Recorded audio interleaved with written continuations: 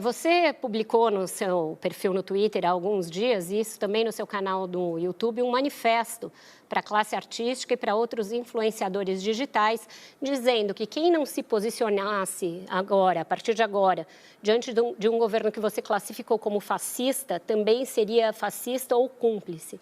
Queria te perguntar se você não acha que pegou muito pesado, qual foi a reação que você colheu dos seus pares e de outros integrantes da classe artística, e se você faz um meia-culpa por ter, de alguma maneira, colaborado com esse clima que levou à eleição do Bolsonaro lá atrás, tendo feito críticas pesadas ao PT e tendo insuflado esse debate mais acalorado nas redes sociais.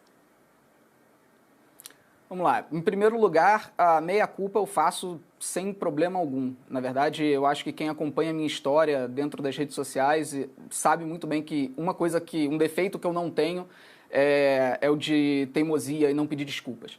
Eu errei muito no passado, aprendi com esses erros e não afirmo aqui que hoje seja um adorador ou um participante, né, de um projeto petista, mas eu não tenho a menor dúvida que naquele momento, no momento do impeachment, no momento do que nós podemos chamar de golpe, a minha colaboração, embora fosse nada comparável com a força que eu tenho hoje nas redes sociais, naquela época eu era muito mais empresário do que influenciador, sem dúvida ela existiu. E, sem dúvida, ela foi utilizada da maneira errada, equivocada, por falta de estudo, por falta de profundidade, por falta de leitura. E eu passei os últimos 4 anos, tentando não só corrigir esse erro, mas tentando também usar a minha força para que a gente afastasse o máximo possível essa possibilidade de opressão que a gente vê hoje. É claro que eu sou apenas um influenciador, eu sou apenas um youtuber, eu sou só um comunicador e, embora tenha noção da força que as minhas redes carregam, eu também preciso manter a minha humildade de cidadão como qualquer outro, como qualquer um que está aqui hoje assistindo e que não seja um especialista. Então, assim como eu errei naquele momento do golpe, eu posso vir a errar de novo, e de novo, e de novo, e a única coisa que eu posso prometer não é de não errar, mas de continuar estudando, de continuar tentando evoluir, tentando melhorar. Eu não posso prometer não errar, porque ninguém pode nesse mundo. E a respeito do vídeo, eu não me arrependo de absolutamente nada. E o meu fone caiu. Eu não me arrependo de absolutamente nada. Na verdade, eu acho que demorou para eu fazer aquele vídeo. Eu já deveria ter feito antes. Eu já tinha falado antes. Tem uma entrevista minha, em 2019, para a GQ de Portugal. Se meu fone cair várias vezes, eu peço perdão. Meus ouvidos são pequenos, eu não sei porquê. Reclamem com os meus pais. Nessa entrevista, eu falo para eles, já não dá mais para ficar calado. Qualquer pessoa que esteja calada nesse momento e tenha influência com uma pessoa ou com 5 milhões de pessoas, essa pessoa já é conivente com o que está acontecendo. Isso foi em 2019, antes do Bolsonaro subir em palanque, em manifestação que pedia o AI-5 e pedia o fechamento do Congresso e do STF. Então, eu não me arrependo nem um pouco. Eu acho que mais pessoas precisam dar eco a essa cobrança para que os influenciadores, os comunicadores, pelo menos aqueles que têm mais força, comecem a perceber a responsabilidade que traz você atingir tanta gente. A responsabilidade que você tem em falar com tantos jovens.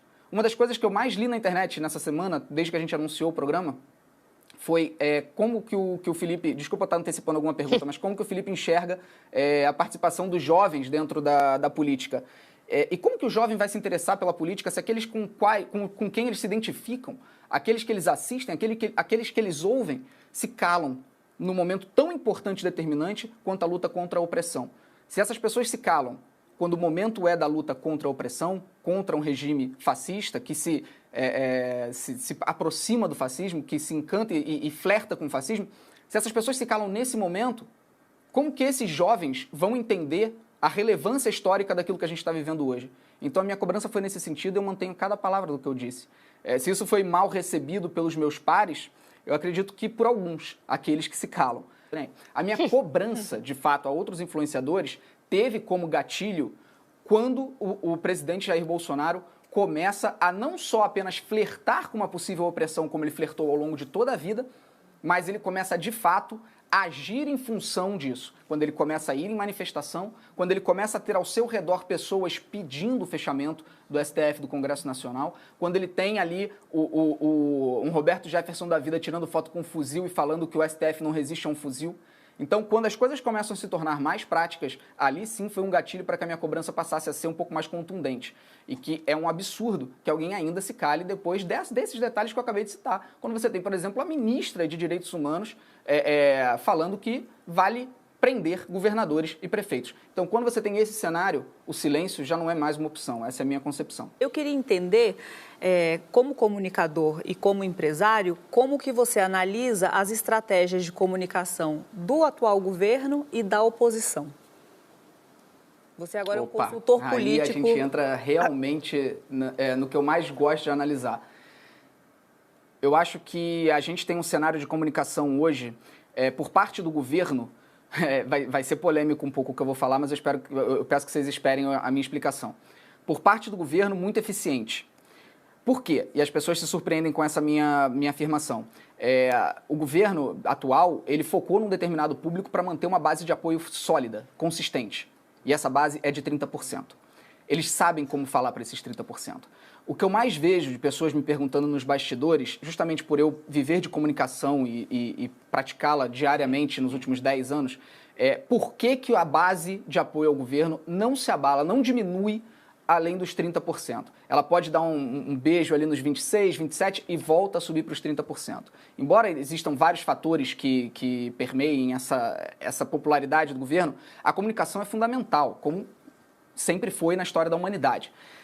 E esse governo sabe se comunicar para essas pessoas, seja essa comunicação feita de uma maneira legal ou questionável. Eu não vou usar o termo ilegal aqui para não ter problemas. Questionável, como está acontecendo na CPMI, na CPMI das fake news.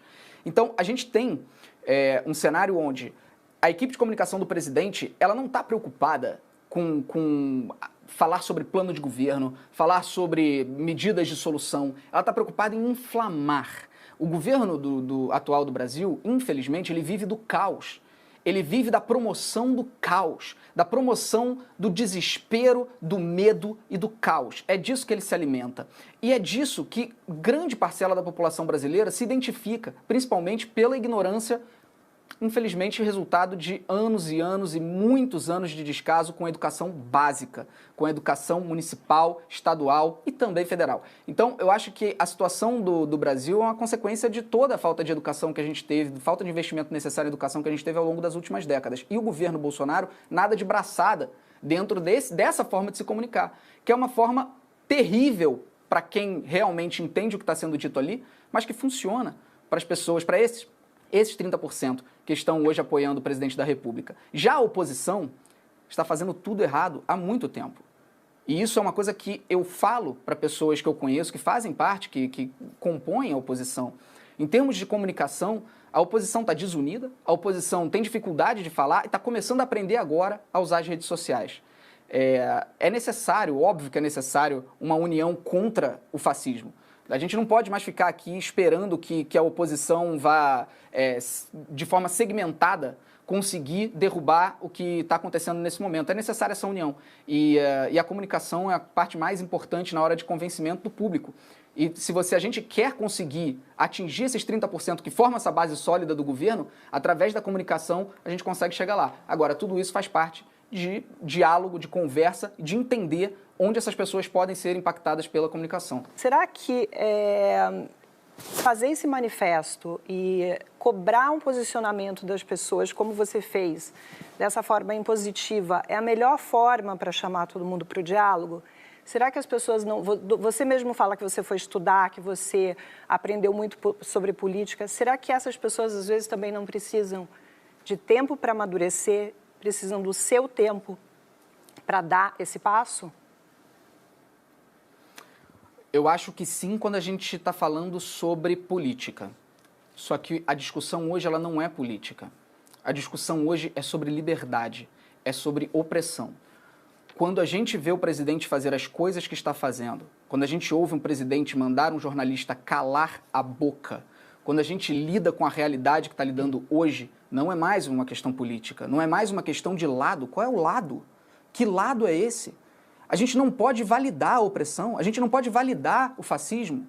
É exatamente essa questão que a gente precisa entender. A gente está lidando com um assunto extremamente radical, onde a gente não está falando sobre informação a respeito de lados. Qualquer pessoa hoje sabe que o Covid é uma ameaça. Qualquer pessoa hoje tem que ter o mínimo de discernimento para saber que Jair Bolsonaro é uma ameaça. Basta ler o mínimo, assim como você lê o mínimo para saber que o Covid é uma ameaça. Eu, obviamente, não estou comparando um vírus a um ser humano, mas eu estou mostrando como você pode se informar a respeito de uma coisa e você pode se informar a respeito de outra de uma maneira básica. Você não precisa se aprofundar para entender a ameaça que representa o atual governo. Então, a partir daí, desse pensamento, a gente não está falando sobre posicionamento político. Muita gente me cobrou isso. Falou, Felipe, você está pedindo para as pessoas falarem sobre política. Eu não estou pedindo para ninguém falar sobre política. Eu não teria essa audácia. Eu não estou pedindo nem para ninguém concordar comigo. Não é para você concordar comigo. É para você ter o mínimo de bom senso a respeito do que é liberdade, do que é opressão. É só isso que a gente precisa ter o discernimento para falar. Ele não. Você falou há pouco da comunicação muito eficaz do governo, né? Mas é uma comunicação que é sabido também, que usa de métodos nada republicanos, MAVs, bots, gabinetes do ódio, que seriam coordenados pelos filhos, ou um dos filhos do presidente. Você que é um cara que surgiu nas redes sociais e fez fama e fortuna a partir delas, qual que seria, na tua opinião, os implementos que deveriam ser feitos nas redes para que se evitasse esse tipo de ambiente mais tóxico, que se evitasse essa facilidade em propagar fake news, como você colocou agora, essa disseminação de mentiras para defender um governo? Quais são os implementos que você acha que poderiam ser feitos nas mídias sociais, as quais você transita tão bem, que poderiam tornar esse ambiente um pouco mais saudável? Eu acho essa pergunta é excelente, Edgar. Eu acho que todas as perguntas estão excelentes, mas falar sobre isso é fundamental, porque a gente tem um cenário hoje que há um embate ético dentro dessa pergunta, né? Porque as redes sociais, elas podem colocar filtros. A gente teve recentemente o Instagram removendo um post do presidente da República e avisando que o post foi removido por fake news. Esse é o cenário brasileiro hoje. O presidente da República teve seu post apagado pelo Instagram por disseminar fake news. Então, as redes sociais estão tentando, o Instagram, o Facebook, o Twitter, eles estão tentando ao máximo, o YouTube tenta ao máximo coibir a divulgação de desinformação. Só que existe um problema, e esse problema é o que as pessoas estão se perguntando como corrigir, porque esse problema talvez seja impossível de corrigir. Esse problema se chama WhatsApp, porque a gente pode falar sobre filtros de fake news em Instagram, ou Facebook, ou Twitter, porque são redes públicas, onde você coloca algo e você está à mercê de regras. Ali existem regras. Agora, e o WhatsApp? Até onde vai a possibilidade de uma empresa observar a sua conversa, de saber o que você está disponibilizando para as outras pessoas? É possível combater os robôs do WhatsApp, mas e o boca a boca do WhatsApp que compartilha essas fake news aos milhões? Que manda para milhões de celulares. Esse é o maior recurso hoje utilizado pelo gabinete do ódio. A gente pensa que são os robôs do Twitter, que é o Facebook. Não, a arma mais utilizada é o WhatsApp. E é onde menos se tem monitoramento. Como é que alguém vai monitorar o WhatsApp? É muito complicado, é um embate ético mesmo. Então, dentro das redes sociais, o caminho já está progredindo, eles estão trabalhando para melhorar cada vez mais, e o exemplo disso é um post do presidente da República sendo apagado e informado no lugar que ele publicou uma fake news. Já no WhatsApp, aí é uma pergunta que é muito difícil de ser respondida, eu não tenho resposta hoje. O que me pauta, de fato, são as coisas que eu leio. Então, são os veículos tradicionais, é a imprensa e principalmente a imprensa. Eu acho que a gente precisa valorizar muito o trabalho da imprensa. A gente está vivendo um momento, é inacreditável que a gente esteja vivendo um momento onde seja necessário dizer para as pessoas: valorizem a imprensa. É trágico a gente ter que eu falar isso aqui. Não deveria ser uma frase que se fala, deveria ser algo que todo mundo sabe. Valorizem a imprensa, porque é só a imprensa que pode continuar deixando a democracia existir e se fortalecer. A gente depende da imprensa. Felipe. E não só valorize a imprensa, como se você tiver condição, assine a imprensa. Sobre... Qual era a outra pergunta? Desculpa. Se você acredita que a gente pode falar sobre meritocracia no Brasil, já que você é um case de sucesso. Absolutamente que não. A meritocracia é uma grande ilusão liberal criada, né, por pessoas que querem vender sonhos e muitas das vezes estão lucrando com a venda desses sonhos. A meritocracia, ela só existe se você tiver duas pessoas em exatas condições de obstáculos, né? Então, se você já está falando de uma pessoa branca e uma pessoa negra, você já não existe o argumento, o assunto meritocracia, ainda mais num país como o Brasil. Para isso, basta olhar as estatísticas, os estudos. Essa não é a minha área de especialidade, eu falo isso mais como um opinador, como um leitor, como alguém que gosta de se inteirar, mas a meritocracia entre homens e mulheres não existe, entre brancos e pretos não existe, entre, enfim, homossexuais e heterossexuais não existe, entre pessoas de periferia e pessoas que estão no centro da cidade, das oportunidades, também não existe, entre pessoas pobres e pessoas ricas também não existe. Então, o fato de eu ter vindo de um lugar pobre e ter me tornado a exceção da regra não faz de mim uma prova da meritocracia, porque todas as pessoas que lá ficaram são a prova de que a meritocracia não existe.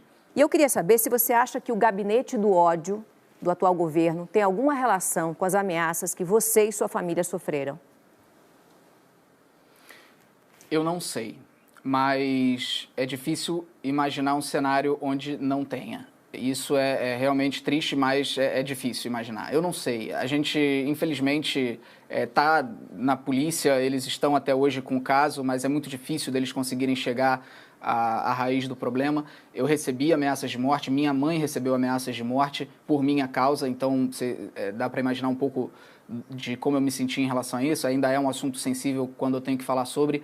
A gente teve que tirar minha mãe do Brasil e isso é realmente inacreditável. É por isso que quando eu falo sobre a gente não ter tolerância com os intolerantes, né, que seria o paradoxo da tolerância, é algo que eu acredito muito. A gente não pode simplesmente olhar tudo que está acontecendo, toda a violência, toda a opressão, toda a tentativa de silenciar a imprensa, de calar a democracia, de tomar o poder para si. A gente não pode olhar para isso e ser tolerante e falar, é um lado.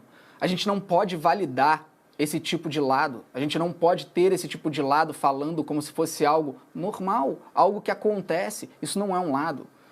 O lado existe quando a gente estava debatendo PT, PSDB ou PMDB ou tudo mais. O que está acontecendo hoje não é lado.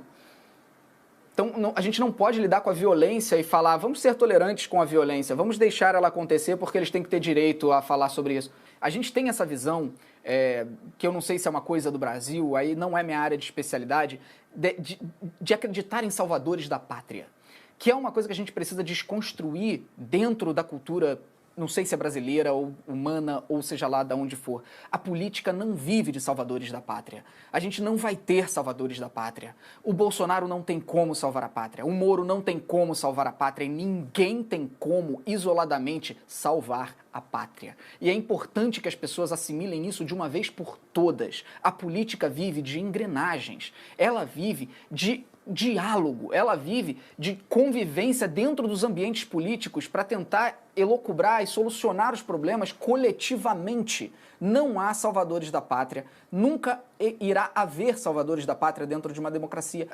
É o que eu falei, a gente não pode ter tolerância com intolerantes. Esse é a grande questão aqui. O filósofo Karl Popper, ele fala sobre isso, né, sobre o paradoxo da tolerância. Que quando a gente tem tolerância ilimitada a respeito de absolutamente tudo ser tolerável, a própria tolerância tende a deixar de existir. Por quê? Porque os intolerantes tomam conta. Então, se não existir intolerância contra os intolerantes, eles dominam. É exatamente essa visão que eu tenho a respeito do pastor Silas Malafaia. Quando eu dei essa entrevista, estava muito quente naquela época o assunto sobre um plano pelos bastidores de uma dominância política através da bancada evangélica, né? E que o presidente Jair Bolsonaro ajudaria a consolidar isso. Eu não sei, eu não tenho conhecimento suficiente, isso foge da minha alçada, dizer se isso está acontecendo nesse momento ou não. Vocês entendem sobre isso muito mais do que eu. Mas que pelo menos havia, e que eu acredito que ainda exista, um plano sobre isso, eu acredito que sim.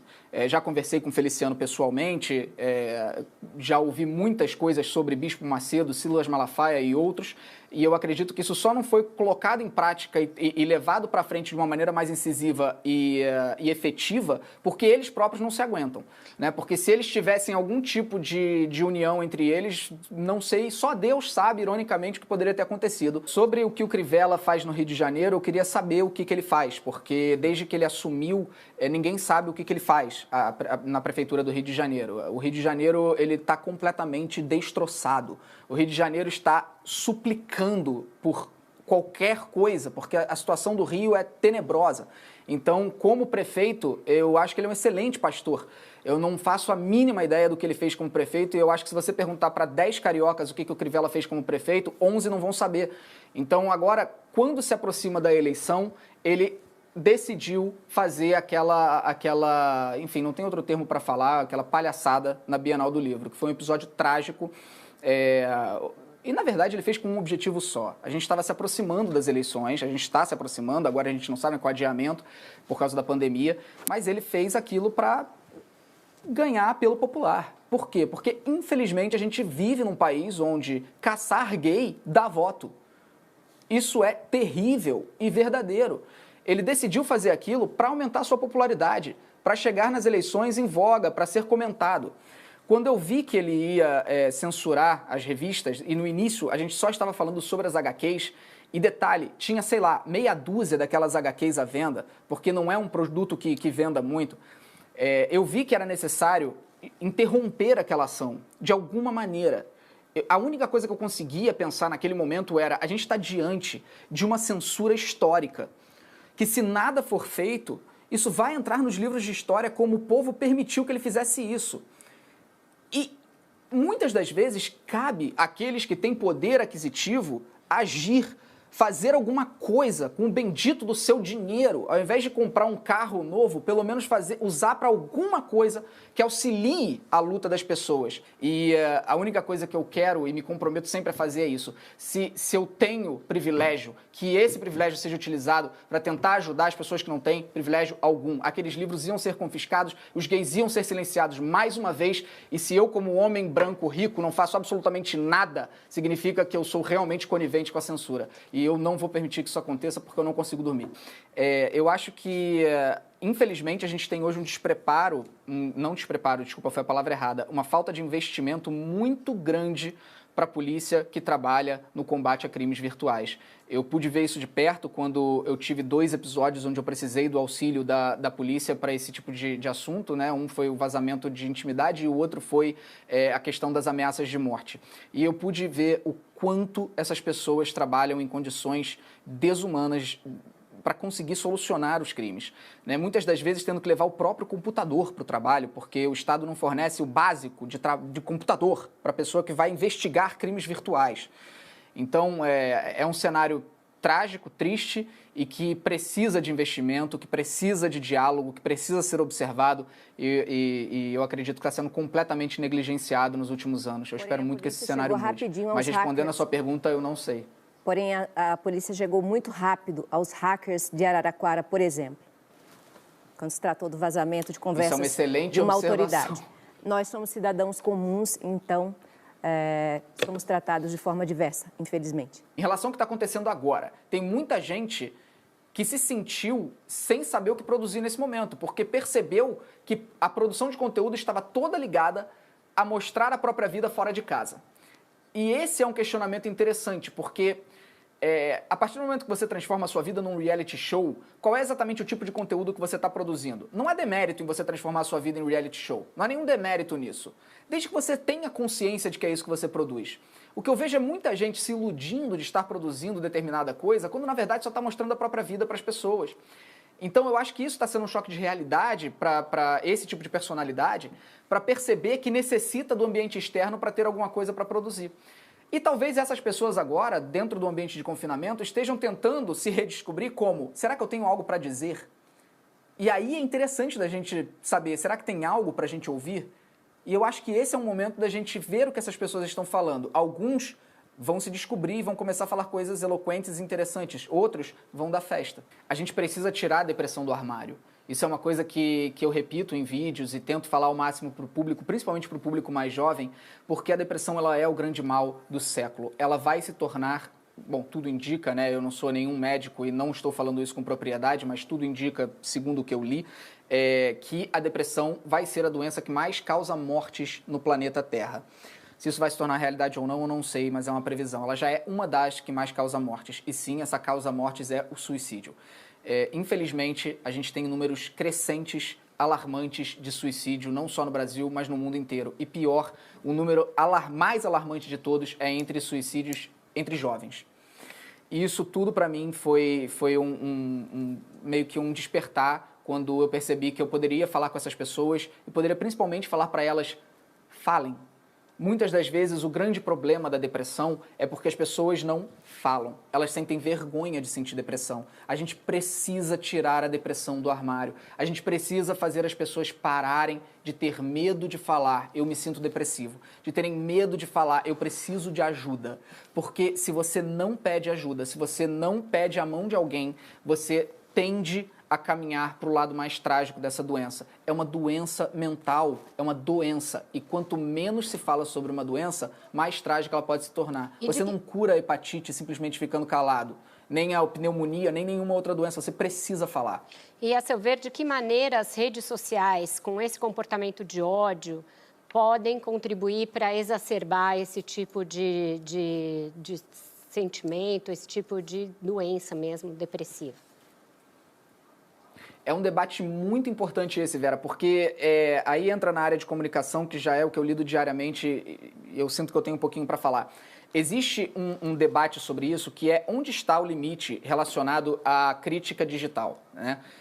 Por quê? Porque quando a gente fala de massa, quando a gente fala de muita gente falando sobre determinado assunto, você vai ter todo tipo de feedback. Você vai ter pessoas falando sobre aquele assunto sem nenhum conhecimento e pessoas com todo o conhecimento do mundo. Você vai ter pessoas xingando a sua 15ª geração e você vai ter pessoas te amando até a 15ª geração. E criou-se uma bolha nesse momento, que é uma bolha ainda, mas que está se espalhando cada vez mais, de dizer, nós precisamos preservar os sentimentos das pessoas. Há muita verdade nisso. É óbvio que nós precisamos preservar o sentimento das pessoas, mas nós não podemos utilizar isso como desculpa para nós precisamos ficar calados quando alguém comete um erro. O Big Brother, por incrível que pareça, o Big Brother 20, ele serviu para a gente ver muito disso na prática. O quanto as pessoas começam a classificar qualquer crítica de comportamento você não pode falar isso porque vai ter consequências na vida dessa pessoa. Então a gente precisa ter esse diálogo. A gente precisa entender até onde vai essa crítica. Até onde a gente pode falar que determinado erro foi maior ou menor e até onde vai a consequência desse erro. O quanto essa pessoa merece ouvir, o quanto ela merece ler. Esse é um diálogo que precisa ser feito. A gente precisa fazer mais isso, conversar mais sobre isso. Na minha opinião, eu acho que a gente precisa continuar apontando erros, porque eu não teria evoluído, eu não teria crescido e estou num processo não estou dizendo que eu sou amadurecido nem crescido, mas eu não estaria nesse meu processo se eu não tivesse ouvido muito do que eu ouvi. Então, por mais duro que tenha sido, por pior que tenha sido para a minha saúde mental, se ninguém tivesse me falado nada, talvez eu estivesse repetindo meus erros até hoje. Então, até que ponto se silenciar perante os erros é a solução para preservar a saúde mental de alguém? A gente precisa ter esse diálogo. Agora, eu não vejo uma força política para derrubar esse movimento reacionário que a gente está vivendo sem esse tipo de união. E não só das esquerdas, aí é que a gente entra, né? A derrubada dessa opressão, desse regime de opressão que a gente chama de fascismo e que tem identificação com o fascismo, sim, mas parece que o uso dessa palavra afasta as pessoas. A luta contra isso, ela é completamente independente de bandeiras políticas. Completamente independente. Tanto que a gente tem o Marcelo Freixo e a gente tem o Witzel, que não poderiam ser polos mais opostos no espectro político, se comunicando e falando a respeito de mobilização nesse momento. Então, essa é uma prova clara de que a gente não está falando aqui sobre política. E, mais uma vez, volta a resposta em relação àquilo todo mundo tem que concordar com a sua opinião, Felipe, todo mundo que não concordar com você é fascista. Não é a minha opinião. Não são lados. Nós não podemos validar, nós não podemos dar voz e validar o obscurantismo, o negacionismo e o revisionismo histórico. Eu acho que uma grande lição que a gente precisa tirar disso tudo, de tudo que está acontecendo, do papel da imprensa, do papel dos influenciadores, do papel dos comunicadores, é que, obscurantistas e negacionistas precisam ser desmascarados. Ignorá-los, como a gente fez com Olavo de Carvalho durante décadas, pode ter consequências trágicas para uma nação inteira, como a gente está vendo acontecer. Apenas ignorar não é a solução. Dar voz para essas pessoas, como eu acho que a CNN erradamente está fazendo, desculpa fazer um ataque desse aqui, mas eu acho que erradamente está fazendo ao dar voz a extremistas, negacionistas e revisionistas em debates como se aquela opinião devesse ser validada. Nada disso ajuda no cenário de longo prazo. Então, negacionismo, obscurantismo e revisionismo tem que ser desmascarado. Tudo que é anti-ciência tem que ser desmascarado e não apenas conviver com tolerância e dizer está certo pensar que a Terra é plana. Você falou da relevância, da importância dos jornalistas como pilares da manutenção da nossa democracia. Mas como inspirar as pessoas a buscarem informação de qualidade quando, pelo menos no meio digital, a informação, a mídia, ela é paga, mas as fake news, elas são gratuitas?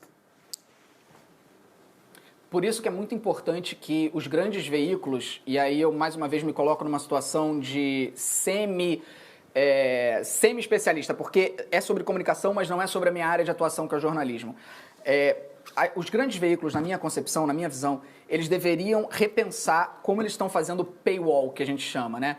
Que é aquilo que todo mundo ama. Vai abrir uma notícia e é só para assinante. Nesse momento, tem muita gente ficando muito irritada com isso. Por que as pessoas estão ficando irritadas com isso? Porque não está sendo feito da maneira mais inteligente. É preciso rever a maneira como isso está sendo feito. A gente está lidando com robôs nesse momento muito usados pelo lado mal da força, mas na verdade existem robôs e algoritmos que podem ser utilizados para o bem da população. Nesse caso, os grandes veículos precisam investir em tecnologia para entender como fisgar anunciantes sem irritá-lo, sem tentar converter um assinante para um veículo à força, do tipo, você só vai ler se você for assinante. Às vezes, você tem que fisgar a pessoa, encantá-la e fazê-la ser uma assinante, reservando determinadas coisas para assinantes.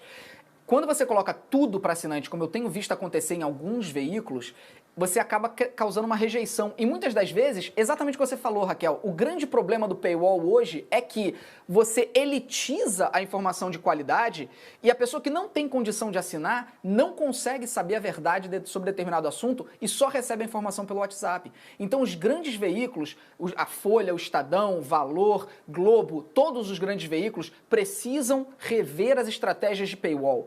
Primeiro de tudo, pensar é preciso que a informação básica sobre a realidade do que a gente está vivendo alcance as camadas mais pobres. E você não pode elitizar esse tipo de informação num momento tão delicado de fake news como a gente está vivendo.